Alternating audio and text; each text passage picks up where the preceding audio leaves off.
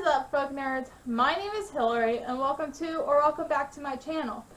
Today, I am going to be doing my April TBR. So let's get right on into it. In the month of March, I read quite a bit of books, and I am safe to say that I have no punishments for this month coming up for April.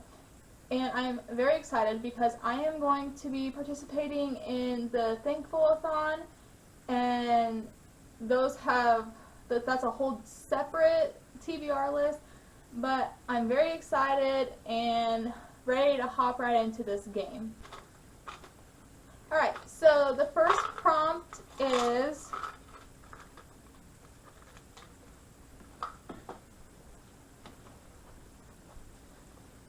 a banned book.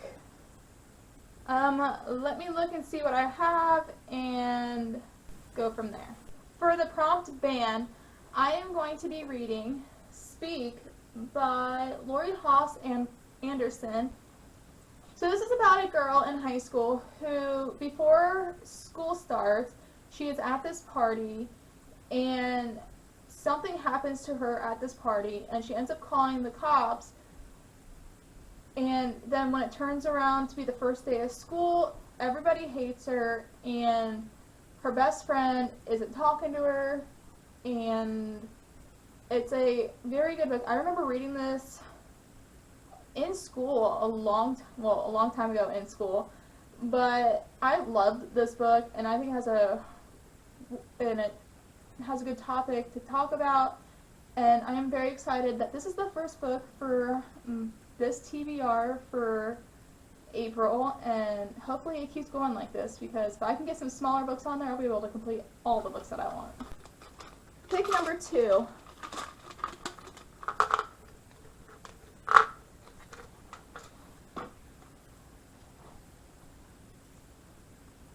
Highest rated. Alright, so I'm gonna go on my Goodreads on my phone and check and see which book that I owned is the highest rated and get right back to you. Alright, so I'm going to cheat here a little bit because on my Goodreads it says the highest rated book that I own is Kingdom of Ash, but I am not that far into the series to read that one. And then next it says The Nightingale, and I'm definitely not ready to read that. So I'm going to go down to the next highest that is not part of a series, and that book is The 7 Husbands of Evelyn Hugo. So let me grab that.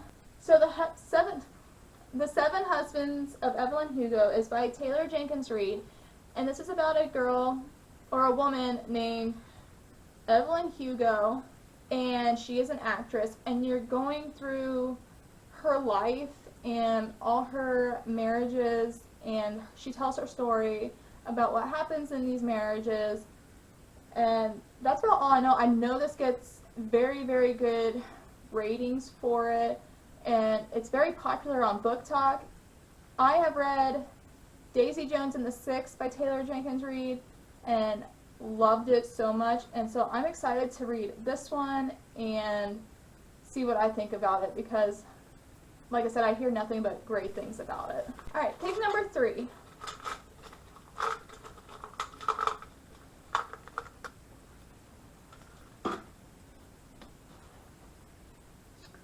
A romance. Let me see what I got and let you know. Alright, so for prompt number 3, it's romance, and I picked November 9th by Colleen Hoover. Okay, it's about 2 people named Fallon and Ben, and they met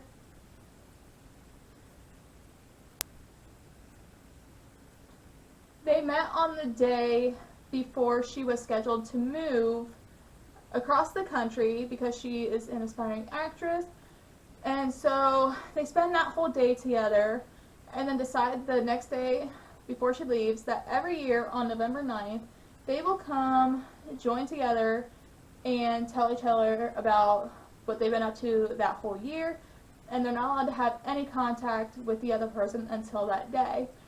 And I love Colleen Hoover as a writer, and I'm excited to read this because I've heard nothing but great things. And then all her other books that I have read, I've absolutely loved also, and just can't wait to read this and it possibly be another 5 stars. Alright, pick number 4.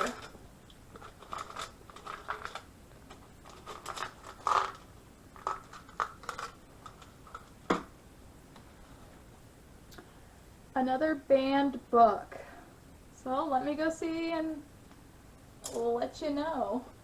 For prompt number 4, I have decided for the banned book is to read Tweak by Nick Sheff, and it's about it's a true story about how the author grew up addicted to methamphetamine. And I know this is a movie, and I really have been wanting to watch it, but I wanted to read the book first and see what I thought. But I am excited to read this and get the point of view from the author on what he was going through and why he got on methamphetamines to begin with. Alright, pick number 5.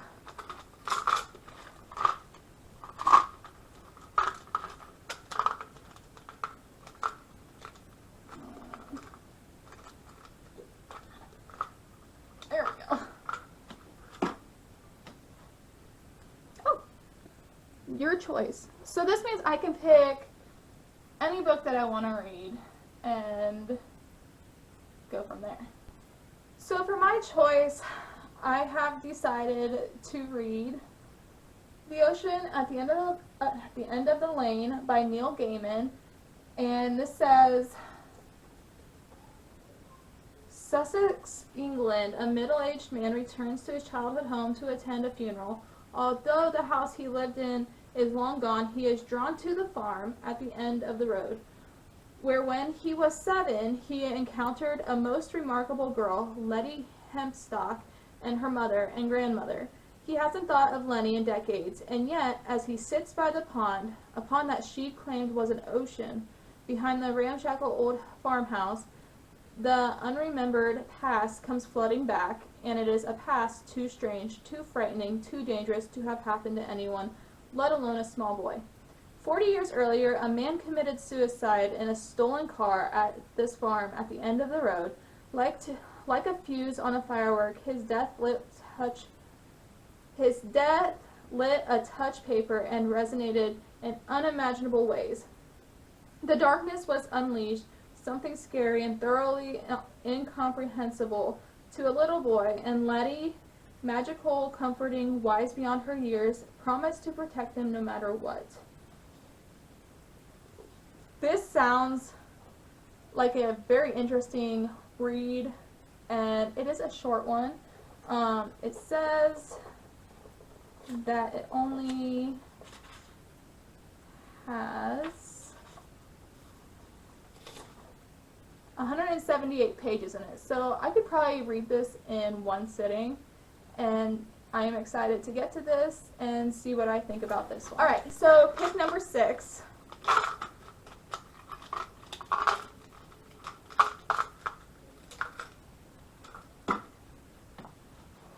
Says a paperback. Alright, that should be easy. That's any paperback that I want to read. For prompt number 6, I am going with Heir of Fire by Sarah J. Maas.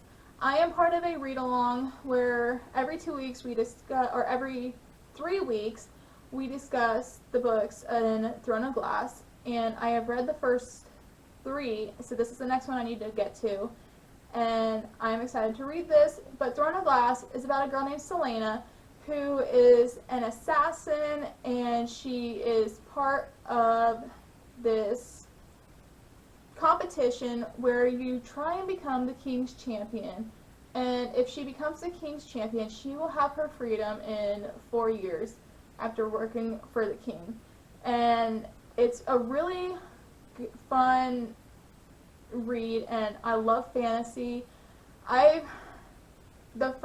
So Throne of Glass and Crown of Midnight were rereads for me. I've never gotten to Heir of Fire, and I've tried reading it in the past, and it's kind of a slow book to get into, so I'm hoping with putting it on my TBR, I will get it read, and then I can move on to the 4th book, but I'm very interested to see what happens in this book. And then my final pick for prompt number 7 it is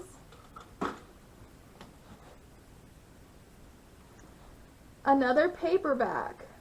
So let's go see what I can find. Alright, and for the last prompt paperback, I am going to read The Rest of Us Just Live Here by Patrick Ness.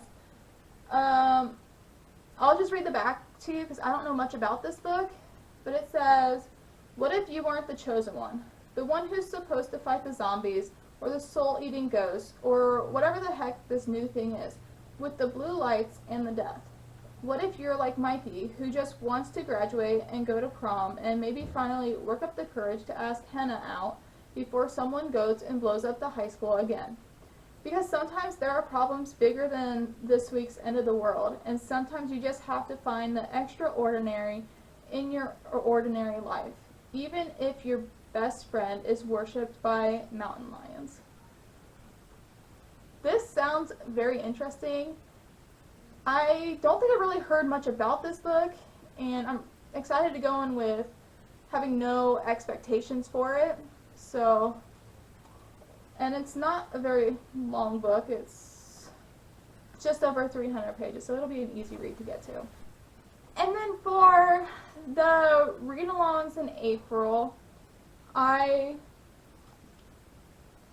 already told you about Air of Fire, and so I'm not going to go into that, but this is one of the books that I'm reading for a read-along.